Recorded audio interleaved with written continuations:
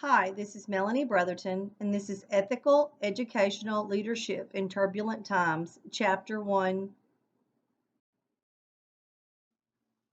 A brief introduction to the multiple ethical paradigms. You have ethic of care, ethic of critique, ethic of justice, and ethic of the profession. This is a figure here in the book 1.1 that shows the multiple ethical paradigms. Ethic of justice. This paradigm focuses on concepts that include fairness, equality, and individual freedom. This lens leads to the question of such as is there a law, a right, or policy that would be appropriate for resolving a particular ethical dilemma. Next, you have the ethic of critique, which has been discussed by a number of writers and activists who are not convinced by the analytic and rational approach of the justice paradigm. Some of these scholars find a tension between the ethic of justice, focusing just on the laws, the rights, and policies, and, well, for example, the concept of democracy. The ethic of care is for a moral decision. This attention to this ethic can lead to other discussions of concepts such as loyalty, trust, and empowerment. This ethic asks that individuals consider the consequences. If you do this, what will happen? It asks to take an account into questions such as who will benefit from what I decide, who will be hurt by my actions, and what are the long term effects of the decision that I make today. And last, you have the ethic of profession. What is the best interest of the student? What are the personal and professional codes of educational leader? What professional organizations' codes of ethics should be considered? What does the community think about this issue? And what is the appropriate way for the professional to act in a particular situation? How should they act about that? Brief introduction to the turbulence theory can be shown with the table of 1.1, the definitions of the turbulence degree of turbulence, light associated with ongoing issues, little or no disruption in normal work environment, subtle signs of stress. The moderate is widespread awareness of this issue, specific origins, severe fear for the entire enterprise, and possibility of a large scale community demonstration, and there is a feeling of crisis. Extreme is the structural damage to the institution. The turbulence theory gives an enhanced ability to calibrate the severity of the issue at hand. It aids in our attempt to contextualize a given problem as we construct strategies to move to less troubled waters. It actually helps you to think, well, if I'm here, then I need to do this to kind of back out of the situation and think it through because sometimes when things happen, we don't we react before we think. So this kind of gives us an idea of what we need to do to think about it before we react. Considering the turbulence theory in the content of ethical decision making, Gross's early work on turbulence was used to help explain the behavior of people facing organizational potentials and challenges.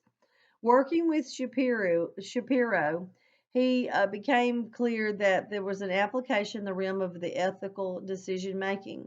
Those facing the ethical dilemmas in the midst of busy organizational lives needed to respond in a deeply reflective, systematic fashion, as well as take into account the emotional context of the decision making.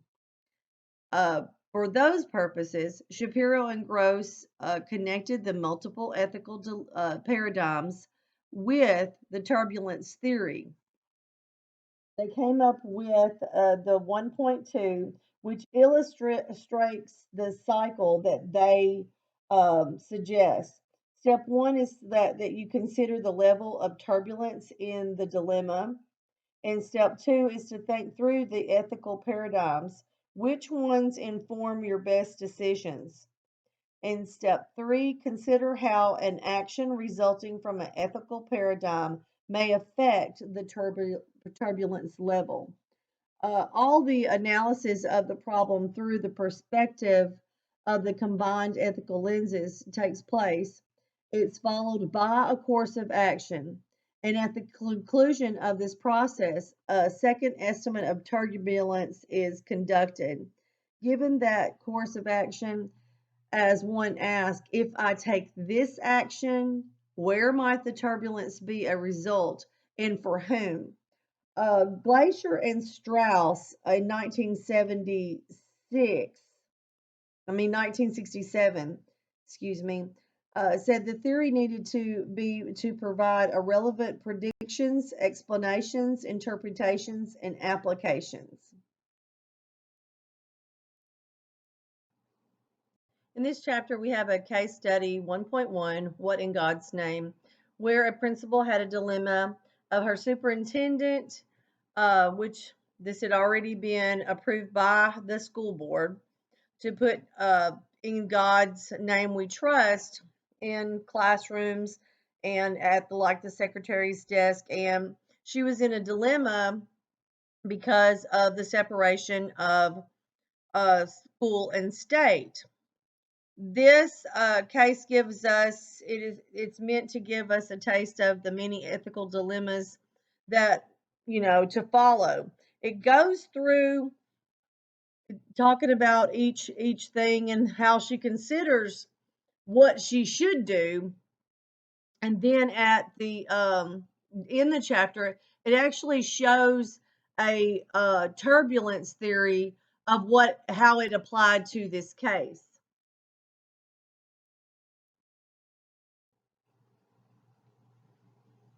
This is a table of the degree of a general definition as the turbulence as is applied in that case study of In the Name of God We Trust. Uh, the life was associated with ongoing issues, little or no disruption in the normal work environment, subtle signs of stress, which she did have teachers that, secretly went into her office and voiced their concerns. Some liked it, some didn't. And she had actually had to look at the overall picture of this instead of jumping into, a conclusion of, well, she needs to contact the ACLU. She works through it in her mind. The moderate is a widespread awareness of the issue and specific origin. Well, where did this come from? Where did that motto come from? Which actually I guess she did a little research and she figured out that it was the state motto. It's been, revamped and come back through George Bush. Um, so that was something to be, considered.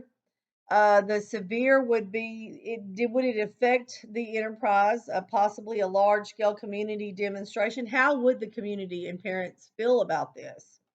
And extreme, would it stop the normal operation of the school? And the turbulence, as it was applied in this situation, there's a workable agreement is found built upon respect for the values of each side. She needed to think of why her boss was doing this. The superintendent wanted this, and kind of levelize, think about this before jumping to a conclusion.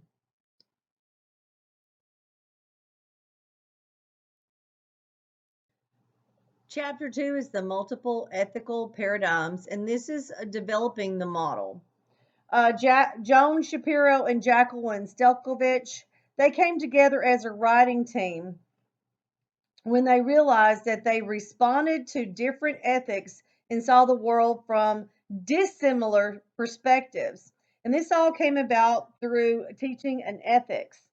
Stelvigich took over an ethics class that Shapiro had taught. And while she's teaching, she realizes that in teaching the ethical dilemmas, that Shapiro's is so much different than the way her approach to ethical dilemmas, that she thought that they needed to get together and discuss their different approaches. So Shapiro's teaching was more on the ethics of care and critique, where Stukovich tended to utilize the ethics of justice and profession. So they merged their different ethics, and that's what brought the writing team together. This collaboration has lasted for well over a decade. The ethic of justice deals with laws, rights, and policies, and is important of the liberal democratic tradition that, according to Delgado, is characterized by incrementalism, faith in the legal system, and hope for progress. The liberal part of the tradition deals and is defined as a commitment to human freedoms. The democratic aspect implies procedures for making decisions that respect the equal sovereignty of the people. The ethic of justice deals with the laws. It is important to look at the laws because what may be legal in one state, for instance, corporal punishment, may be illegal in another state. Or the book referred to strip searching. In some places it's legal, in others it is not. So that is why it's important to refer to laws with anything that you're doing, because you have to know that if we know what goes for your state, and you may hear something on the news about a law, but that might not apply to you. Ethic of critique. The ethic of critique highlights problems with the ethic of justice. Some of these scholars find a tension between the ethic of justice, rights, and laws, and concepts such as democracy and social justice. In response, they raise difficult questions by critiquing both the laws, rights, and policies themselves and the process used to determine if the laws, rights, and policies are just. In this, I kind of see this as not a one size fits all. Um, this allows you to rethink the important concepts of the ethic of justice and look at the individual. The ethic of critique inherent is the critical theory and critical pedagogy, and is aimed in awakening all of us to injustices in society, in particular to injustices within education at all levels. It asks us to deal with the difficult questions regarding social class, race, gender, and other areas of difference, such as who makes the laws, rules, and policies, who benefits from them, who has the power, who are silenced. Once such difficult questions are answered, this ethic then considers what could make a difference to enable those who have been silenced, ignored, and oppressed to become empowered. What new possibilities could be presented to lead towards social justice and the making of a better society? The ethic of care is similar to the ethic of critique. Justice aims at the society in a personal relationships in which people are treated fairly, where they get what they are due, in which they are respected as equals, and where mutually agreeable conditions of cooperation are respected. Caring aims at a society and at personal relationships in which nurturance and relationships are highly valued. The ethic of care is important to both past and present scholars and educational leaders who often are asked to make moral decisions. The ethic of care offers another perspective and another way to respond to complex moral problems facing educational leaders in their daily work. Viewing ethical dilemmas through the paradigm might prompt questions related to how educators could assist young people in meeting their needs and desires, and could reflect solutions that show a concern for others as part of decision making.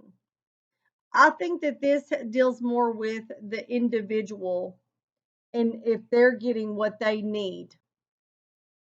The ethic directs individuals to consider the consequences of their decisions and actions. It asks them to consider questions such as who will benefit from what I decide, who will be hurt by my actions, what are the long term effects of a decision I make today, and if I am helped if by someone now, what should I do in the future about giving back to this individual or the society in general? All of those things are what you should be asking when you're dealing with any dilemma. The ethic of profession, in which we're all most familiar with because of the code of ethics. This gave Shapiro and Stelvovich. They considered attention to the ethic of profession in their work on multiple ethical paradigms. They felt that there was a need to bring this ethic to the attention of educational leaders. They were aware that other fields of ethical requirements for their profession, like law, medicine, dentistry, businesses, and believed that educational leadership need ethics to play a central role for their legitimacy of the profession and, in particular, for the students in this field.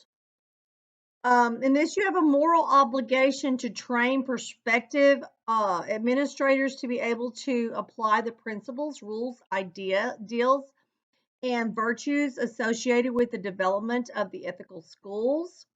This paradigm is associated, like I said, with the code of ethics and is used in our schools to inform the don'ts in the educational profession. In summary, the ethic of this profession then goes beyond the ethics of justice, critique, and care to inquire, what would the profession ask me to do?